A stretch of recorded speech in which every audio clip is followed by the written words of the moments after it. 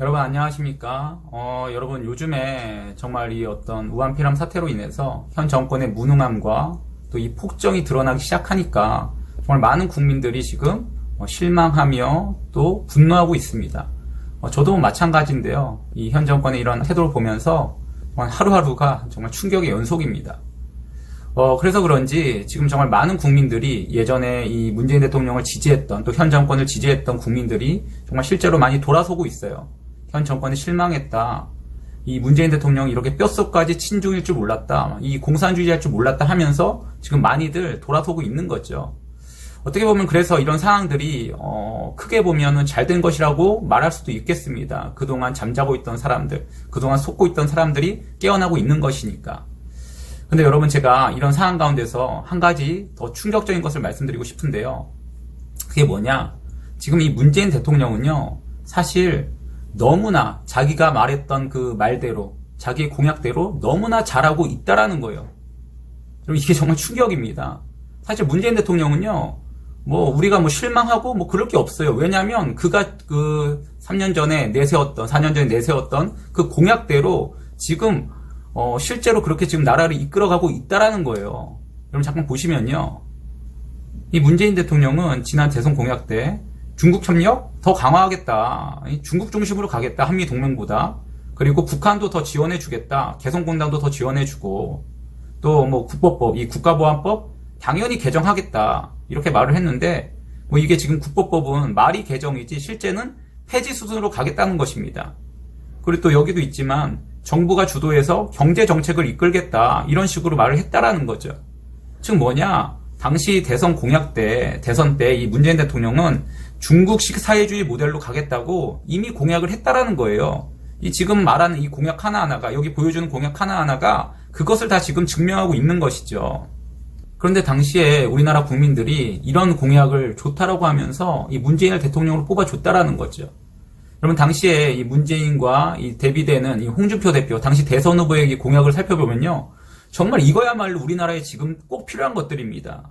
그럼에도 당시에는 홍준표는 안 돼. 문재인이 최고야 하면서 정말 이 압도적인 지지율로 국민들이 문재인을 대통령으로 뽑아줬다라는 거죠.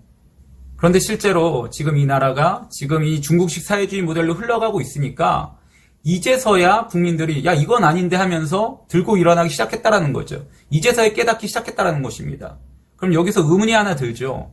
아니 왜 그때는 그 문재인 대통령 뽑았지? 지금 봐도 이 공약들이 말도 안 되는 것인데 왜 그때는 좋다고 하면서 문재인을 뽑아줬지? 여러분 그 이유는요. 당시에 우리나라 모든 국민들이 이 문재인이란 사람에게 취해 있었기 때문이에요. 그가 가진 사상이나 이념 이런 거 상관없이 문재인이라는 사람이 갖고 있는 그 타이틀, 그 겉모습, 그 이미지에 속았기 때문에 그의 본질을 분별하지 못했던 것입니다. 그래요 여러분. 분명 그의 사상과 이념은 잘못된 것인데도 불구하고 그럼에도 그 사람이 좋아 보이고 괜찮아 보여서 또 그가 가진 인권 변호사라는 이 타이틀과 이 사람이 먼저다라는 그 구호에 속아서 그를 선택했다는 것이죠. 즉 이건 뭐냐? 문재인이라는 사람에게 미혹되었다는 것입니다. 그가 누구인지 어떤 사람인지 중요하지 않아요. 그죠? 그가 좋아요. 그는 다른 것 같아요. 그래서 그를 뽑으면 이 나라가 잘 흘러갈 것 같아요. 그가 분명 입으로 헛소리를 말하고 말도 안 되는 소리를 짓거리고 있는데 그럼에도 그가 좋은 거예요. 그에게 미혹되어서 그가 하는 것은 뭐든지 옳아 보이고 바르게 보이기 때문에 그를 선택했다라는 거죠. 우리는 이것을 미혹이라고 부르는 거예요. 여러분 최근에 신천지 그 이만희 사태가 터졌죠. 이 우한폐렴으로 인해서. 그것과 똑같습니다. 여러분 우리가 보면은 말도 안 돼요. 어떻게 신천지 이만희를 믿을 수가 있어요? 어떻게 신천지에 빠질 수가 있습니까? 말도 안 되는 것인데도 불구하고 이만희라는 사람에게 빠지다 보니까 그에게 미혹되다 보니까 신천지에 빠져 들어가는 거예요. 내가 재림 예수다, 나만이 구원자다 이런 말도 안 되는 소리를 하는데도 이만희를 추종하는 것처럼 당시도 그런 말도 안 되는 공약들을 해도 이미 문재인이라는 사람에게 미혹된 사람들은 그가 옳다라고 생각하며 그를 선택을 했다라는 거죠. 여러분 이처럼요 사람에게 빠지고 사람에게 미혹되면 아무것도 보이지 않습니다. 뭐가 진리이고 뭐가 거짓인지 분별할 수가 없게 된다라는 거예요. 그저 그 사람에게 취하고 그 사람에게 미혹되어서 다 같이 그냥 멸망으로 빠져 들어가게 된다라는 거죠. 그래서 예수님께서도 우리에게 미리 경고의 말씀을 주셨습니다. 마태복음 24장 4절에 이렇게 증거해요. 예수께서 대답하여 이르시되 너희가 사람의 미혹을 받지 않도록 주의하라. 아멘. 그래요. 이 말씀처럼 우리는 사람의 미혹을 주의해야 합니다. 이게 얼마나 중요한지 예수님께서도 우리에게 직접 말씀하여 주셨다는 거예요. 너희가 사람의 미혹을 주의해라.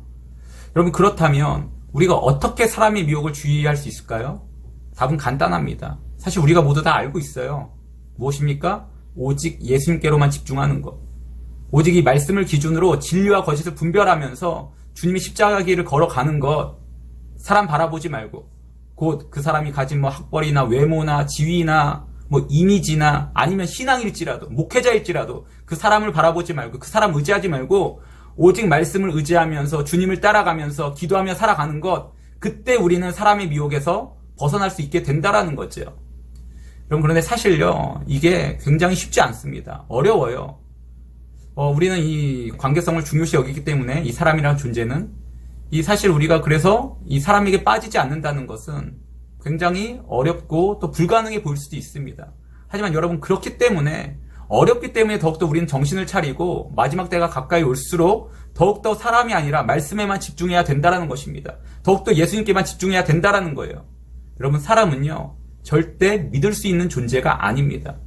절대 의지할 수 있는 존재가 아니에요. 사람은 단지 우리가 서로 사랑하고 중보하고 용서해야 되는 존재지 믿는 존재가 아니라는 거죠. 근데 이것을 놓치게 되면 지금은 이 문재인에게서 또 신천지 이만희에게서 또 다른 사람 누군가에게서 빠져나왔지만 깨닫고 돌이켰지만 또 다른 누군가에게 미혹될 수 있다라는 거죠. 예수님께만 집중하는 것을 놓치게 되면 우리는 제2의 문재인에게 제2의 이만희에게 또 속고 또 미혹되어서 멸망의 길로 결국 들어서게 된다라는 것입니다. 여러분, 하나님께서 이것을 막기 위해서 지금 이런 상황들을 통해서 우리를 깨어나게 하여 주신 거예요. 그런데 다음에는 두 번째 기회는 없을 수가 있다라는 거예요. 지금 우리가 깨어나고 지금 우리가 말씀에 집중하지 않으면 그래서 또 누군가에게 미혹되면 그때는 이렇게 깨어날 기회가 없을 수 있다라는 거죠.